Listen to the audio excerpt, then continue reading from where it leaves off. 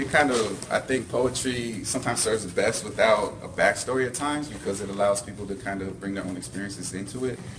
This poem, though, for me was very personal, so I think that will kind of help illuminate the meaning to you.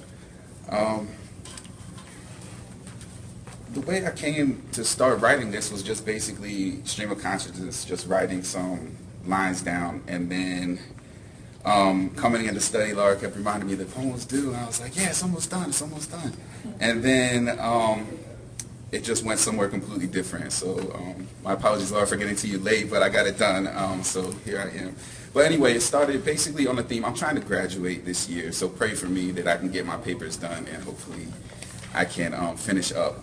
But just thinking on my remembrance of my time here and how I got here, all the things that God did in my life to get me to come to a school to pursue my master's in religion, to try to become prepared for ministry. And it kind of took me back to a time when I was away from God, a young kid, just getting into a lot of trouble.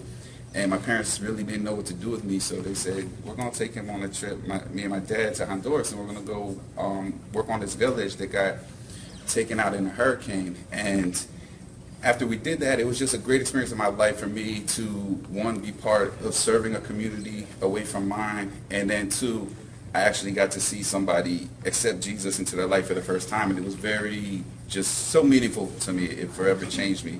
So I just think of that as a major stone on my cairn, and that's kind of how this poem came about.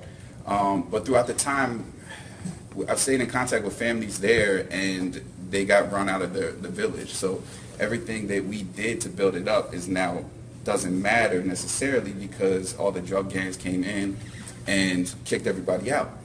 So they had to flee. So they had to leave to another country, and we still try to stay in touch and have that spiritual connection. But at the same time, I was wondering, why do I have all this anger about what we tangibly, the work that we did to try to build up this village? And this was kind of cathartic to work through those feelings and realize that it's not just about the blocks that we laid and the houses that we built, but just those connections spiritually and bring the gospel of Jesus Christ to people when they need it desperately.